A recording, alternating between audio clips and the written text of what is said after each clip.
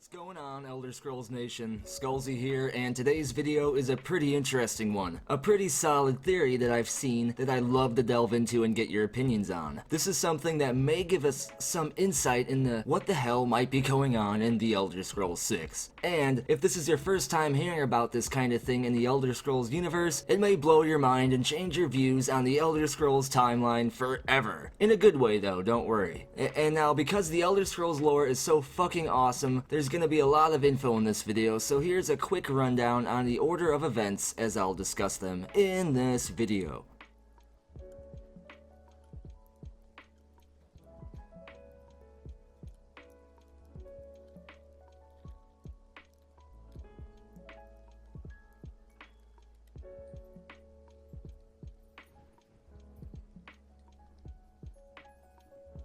So, get your mead and your skooma ready, everyone, because this is gonna be a bit of a mindfuck. Let's get into it. Now, this entire theory revolves around one of the more mysterious but pretty prominent events in Elder Scrolls. And that thing is Dragonbreaks. And no, I don't mean shit like this. I mean a literal hole being torn in time, allowing events to happen in many different ways, and then being crammed all back into one timeline, kinda like trying to shove a square peg into a round hole. Dragonbreaks are why you read books that you find in Elder Scrolls games that talk about the same historical events, but they tell the story in completely different ways. Yet all these books are true. Dragonbreaks is what allows Bethesda to cram all of the possible endings of the Elder Scrolls 2 Daggerfall into one timeline, where all those endings happened. Dragonbreaks is what allows the Elder Scrolls Online to somehow be lore friendly. I know, this all sounds like some crazy conspiracy flat nerd talk, but no, not only do Dragonbreaks actually exist, but you can find books where they are mentioned in-game, and not only do Dragonbreaks actually exist, but they are essential for making the Elder Scrolls universe the way we know and love it. Dragonbreak events are so mysterious that many scholars think that they may not even exist, while meanwhile, the stoned-ass Khajiit claim that they are immune to the effects of the Dragonbreaks because they look at the moons all the time. Now, are you still with me? Hopefully you didn't hit that skooma too hard yet. Let's look up the official wiki definition of what a Dragonbreak really is to give you guys the official explanation. A Dragonbreak, sometimes referred to as an untime, is a temporal phenomena that involves a splitting of the natural timeline, which results in branching parallel realities where the same events occurred differently, or not at all. This results in a return to the non-linear timeline of the Dawn era, and at the end of the Dragonbreak, the timeline reconnects, making all possibilities and outcomes true, though contradictory to one another. The dragon that is mentioned in reference towards Akatosh, the Dragon of Time. Dragonbreaks are utterly incomprehensible to all people they affect, save for a select few supernatural individuals, such as the Tribunal or the Shazarines. After being affected by a break, most people are prone to forget the event even ever occurred, dismissing it off as nonsensical, despite intense feelings of spiritual anguish that they cannot account for. More recent records note entire days being lost without anyone taking notice. It is known, in some extreme cases, that even the Elder Scrolls were incapable of looking back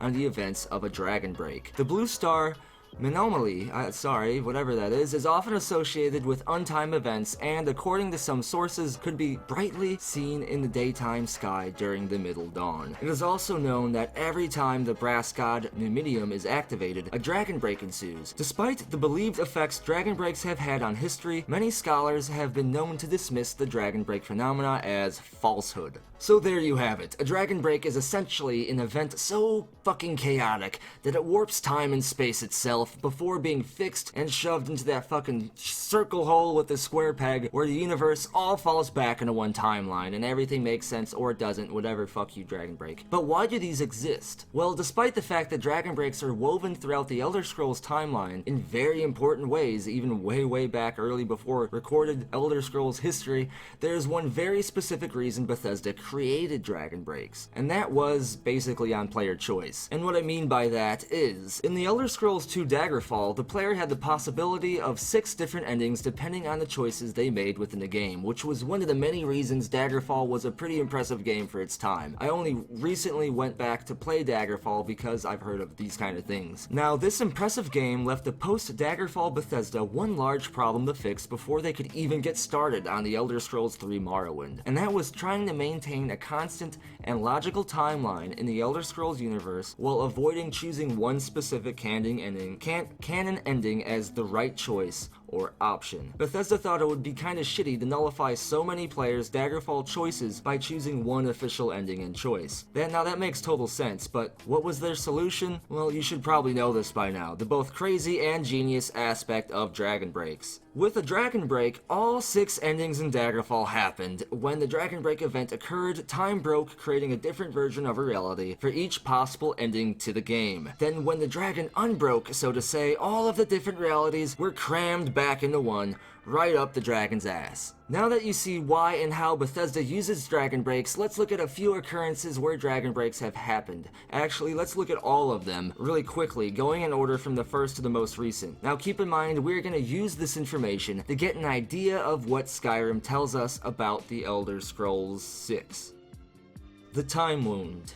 The Time Wound is often considered to be the first and possibly smallest Dragonbreak to ever occur. Whether or not the Time Wound should actually be considered a Dragonbreak is arguable. However, due to the event being described as shattered time, it is normally speculated to have been a break of smaller proportion. The Time Wound was formed in the later parts of the Merithic era during the legendary Dragon War, at the peak of the Throat of the World. The first of the Nordic tongues attempted to slay the dragon god Elduin with the help of the mortal mage shout known as Dragonrend. The 3 tongues were unable to defeat Elduin and instead turned to other means to end the World Eater's reign of terror. The eldest of the 3, Felder the Old, had brought an Elder Scroll with him, and he utilized its mysterious powers alongside the Thune to banish Elduin. The actions of Feldir created a small wound in time in the location where Elduin vanished, where it would remain until the present day in Elder Scrolls universe. This event has altered the Throat of the World in Skyrim in such a way that it has been said that its peak is no longer fully present within the world. It's possible that if the Time Wound was indeed a Dragonbreak, it may be responsible for the lack of knowledge regarding the period in which the Dragon War took place. Now this one's really interesting because it's essentially what sent Elduin into the 4th era into the Elder Scrolls Skyrim. The Red Moment. The Red Moment was a Dragonbreak that occurred sometime near the year First Era 668, during the Battle of the Red Mountain. The Red Moment is believed to be the first Dragonbreak to be caused by the Numidium, being the accepted date of the Brass God's first activation. Evidence of this break's existence can be seen in the multiple conflicting accounts of what actually occurred during the time period in which the War of the First Council took place. This should sound familiar because it's essentially what Morrowind was about, and in case you don't know, the Numidian is an ancient dwarven artifact that was powered by essentially a heart of Lorcan, one of the elder gods in Elder Scrolls lore. So by using the heart to power this thing, it caused a Dragonbreak because of all the energy and power released by this heart. Most historical contradictions surrounding the event revolve around the people most forthright involved in the war, such as the Nerevar, the Tribunal, Vorn Dagoth, and Dumak, Dwarf King. Notably, questionable events with inconsistent outcomes can be observed, such as whether or not House Dagoth was loyal to the Chimer, the Nords, or the Dwemer during the battle, by whom was Dagoth slain or dispelled, the Tribunal or the Nerevar, by whom was Dumak killed, Nerevar, Wulfharth, or Dagoth, or all this stuff. Was it the actions of Kagernak, Dagoth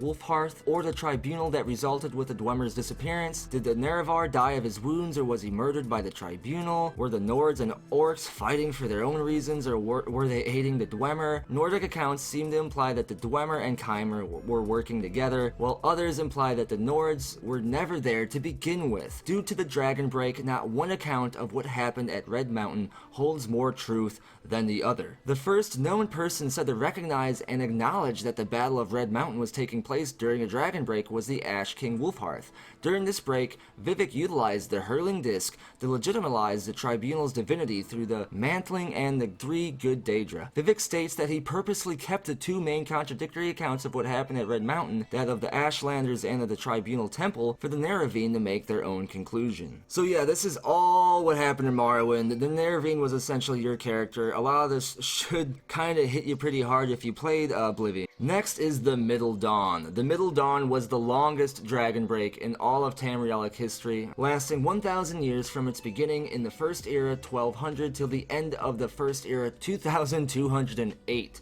Holy fucking shitballs. The Dragonbreak began after a fanatical sect of the Alessian Order known as the Marakutati Selective attempted to remove specific aspects of Akatosh they did not approve of. What a bunch of arrogant pieces of shit. Anyway, most notably the god's connections to the elven time god Ora-El. The arch-prelate of the Selective, Fervidus Tharn, and his subordinates, using the prophet Markuth's teachings to reach a state of mono-thought and channel the Arbus directly. When they did this, a staff or tower appeared in front of them, which they proceeded to dance upon until it broke into 8 pieces and spoke its proto-nymic, creating what would be known as the Middle Dawn to utilize the hurling disc. If you don't understand a lot of this, don't worry, I'm just trying to prove how the Dragonbreaks are a real thing in Elder Scrolls lore. Now anyway, the Middle Dawn was a much more extreme occurrence than any other Dragonbreak. The world slept through the disaster. Had it not been for the Emperor souls held within the Amulet of Kings, the entire event may have been forgotten, as even the Elder Scrolls were unable to look back at the time period in which the Middle Dawn took place. Now this is where it gets crazy. Most stories and texts that survive the Middle Dawn vary quite heavily on the events of what actually transpired during the Middle Dawn, normally conflicting on regards to certain people, religions, regions, and wars. More unorthodox accounts make claims that the sun had changed colors, that people birthed their own parents, that gods walked amongst mortals, that the Empire spread its reaches into the stars, Starfield anybody, and even stating that Cyrodiil became a fucking egg. Of all the text collected by the Elder Council, there are no concurrences, save for one point. Every account from across Tamriel coincides on the fall of the 8 stars, and this constant was used to keep track of time. So pretty much because of the Middle Dawn, 8 stars permanently were lost in the night sky forever, even after the Middle Dawn. That's how real Dragonbreaks are, so keep that in mind when I talk about Skyrim and the Elder Scrolls 6 later. Now, however, some Khajiit claim that they kept track of their days by looking upon the constant moons, which the other races did not have the sugar to see. They were stoned enough to see this stuff, is essentially what the Khajiit are saying. Members of the Tribunal Temple claim that Morrowind was protected from the effects of the break by the Daedra and the Tribunal, believing that 8 stars represented each inequity Lorcain made clear to the world. Menominee was said to have burned so bright, which is that blue star in the sky,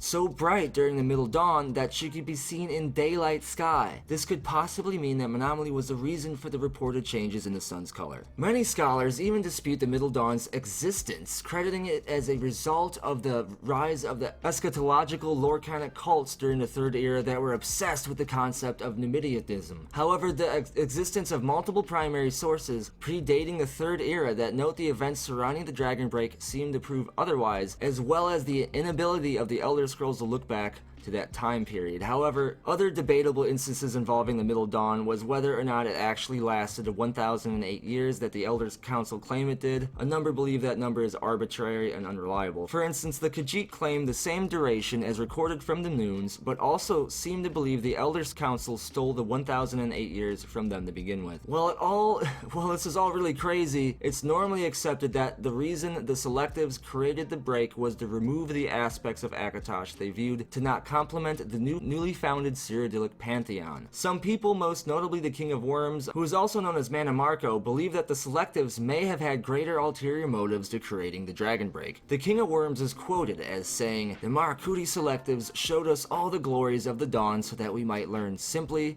as above, so below."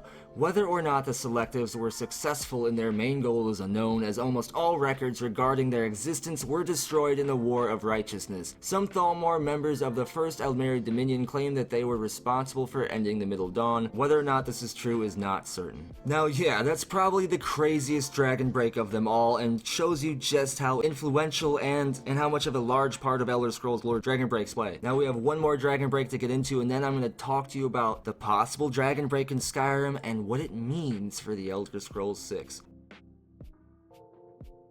The Tiber Wars. When the Emperor Tiber Septim formed his peace treaty with Vivek during the ending wars of the Second Era, One of the conditions of the treaty was that the remains of the Numidium were to be put in the possession of the Empire. Tiber Septim gave his battle mage, Zurin Arctis, the task of studying the Numidium, learning whatever he could from the massive automaton. In doing so, Zurin discovered the reason why the Dwemer had built the construct in the first place and of the great power it potentially had as a weapon. Tiber Septim tasked the Blades to annex and remove the population of a wide area of land near Rimnan, and then began to build a secret testing warehouse laboratory. The massive warehouse, named the Halls of the Colossus, was used by a group of battle mages led by Zurin Arctis to rebuild and test the Numidium, because that sounds like a great idea. We were sent into 1,000 years of birthing our parents and places being fucking eggs and gods walking amongst us and calling us douchebags. But no, let's go ahead and let's try to mess with the Numidium again. Anyway, Zurin crafted an item known as the Totem of Tiber Septim in order to control the Numidium. When the Numidium was first activated by utilizing the trapped soul of the Underking held in the Mantella, it caused, oh wow, what a fucking surprise, a Dragonbreak that would result with large portions of the region becoming inhospitable, being heavily contaminated with what was only called poisonous glow rock. Kind of sounds like radiation. And much despite of the native population, of course, they don't like poisoned glow rock. Anyway, during the Dragonbreak, Tiger Septim, that sounds better actually. Tiber Septim utilized the power of the Numidium to conquer the rest of Tamriel and purge all of the royal families who did not support Tiber's reign. Due to the memory-altering effects of a Dragonbreak, this event is remembered by the inhabitants of Tamriel known only in obscure legend. How long this break lasted is not known exactly, but it was most likely lasted throughout the entire period the Numidium was active, ending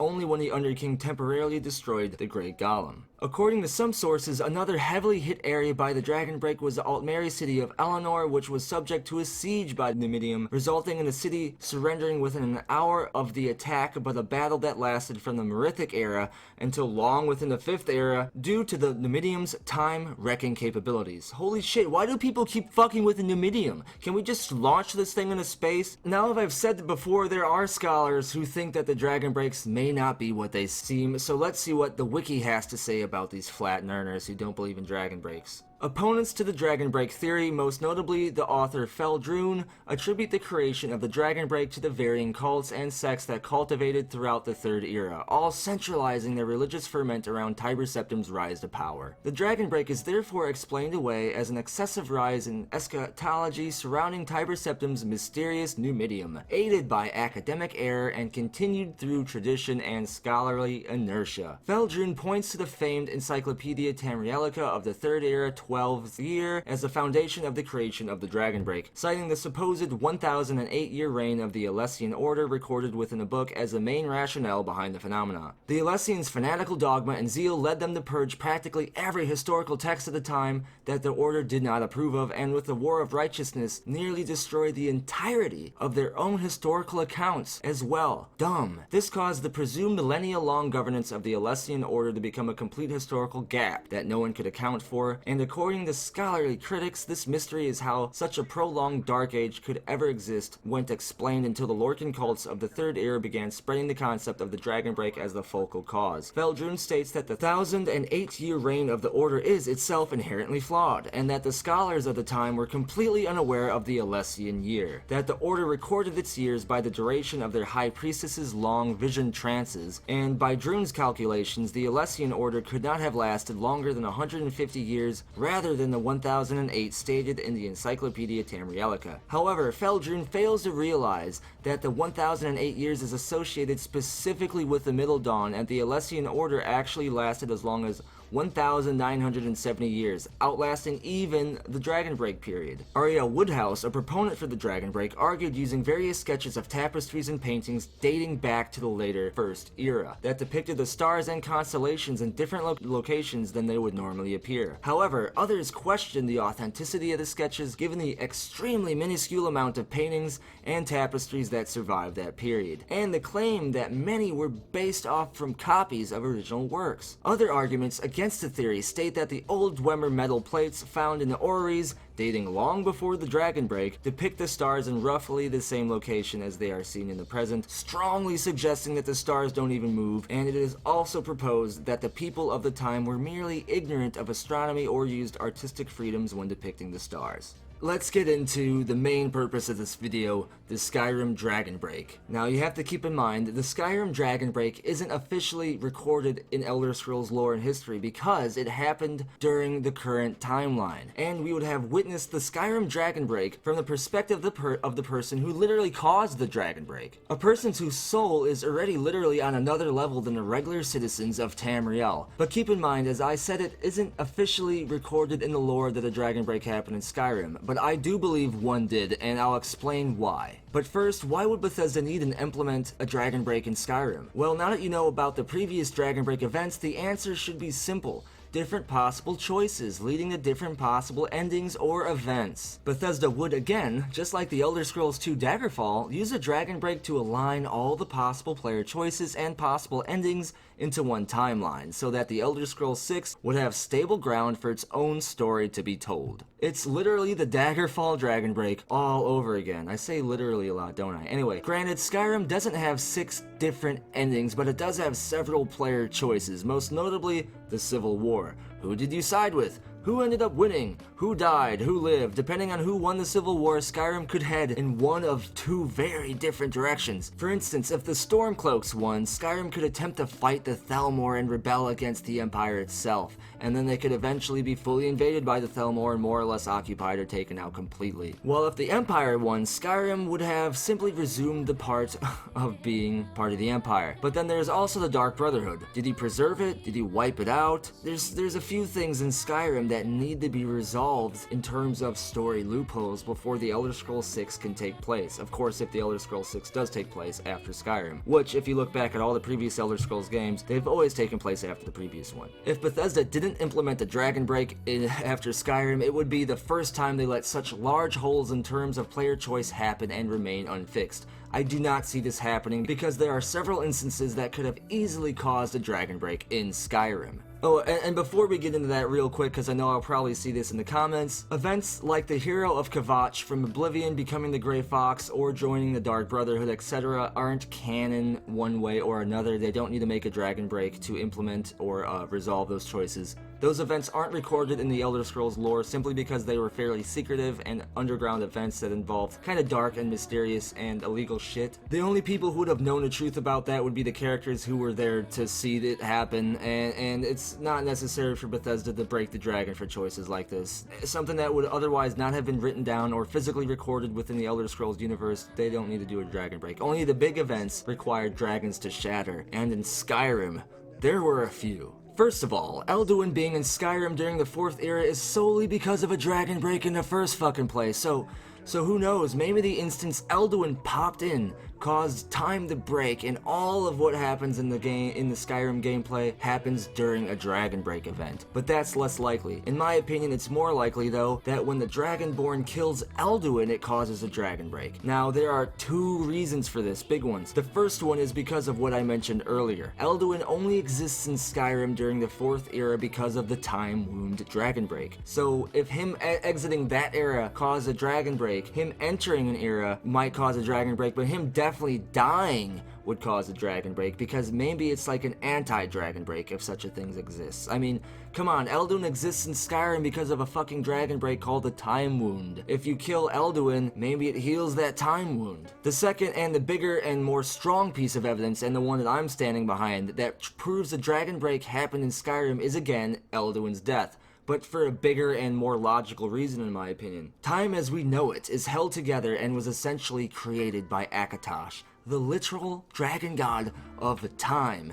And when anything bad happens with Akatosh, the dragon literally breaks, as we said earlier. That's where the quote, that's where the term comes from. That is where we get the Dragonbreak term in the first place. Now, Elduin is said to certainly be one of 2 things. Elduin is either the firstborn son of Akatosh, or he is an aspect of Akatosh himself. So no matter how you look at it, Elduin is very closely linked to Akatosh, meaning when Elduin dies, the dragon breaks. So now that you know that a Dragon Break almost certainly happened in the Elder Scrolls Skyrim, what does it mean for Elder Scrolls 6? Well, that's a good question. I doubt Bethesda would want Elder Scrolls 6 to take place during or directly after a Dragon Break, as the whole point of the Dragon Break happening in the first place is to calm down the timeline and have a stable timeline and setting for the next game's story to be told. Dragon Breaks don't happen too often, so Bethesda would definitely have the Elder Scrolls 6 take place way after the Dragon Break of Skyrim, when all of the choices of Skyrim are in the past and possibly not as relevant. With this in mind, my estimation is that the Elder Scrolls 6 will take place in the 5th era, maybe a couple hundred years into that era, so that the history and timeline of the 5th era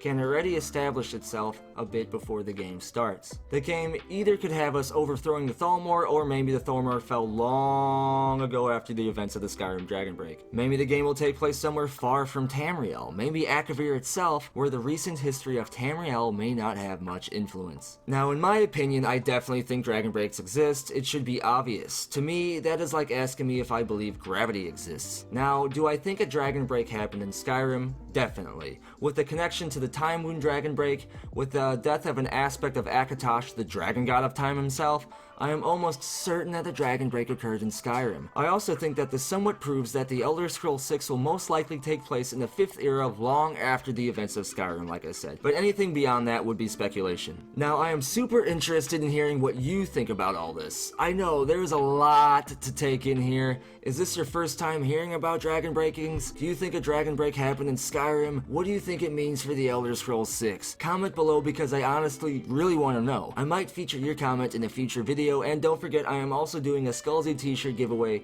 here soon, where I will be giving away 5 Skullzi t-shirts. Make sure you follow me here on the channel if you're not already, turn notifications on, and follow me on Twatters. If you do all these things, you'll be eligible to be one of the 5 random winners. So yeah, Dragon Breaks are a mindfuck, and as always, thank you for watching. Be sure to tune in next time when I feed skooma to a flying squirrel, then record it as it terrorizes a nearby village.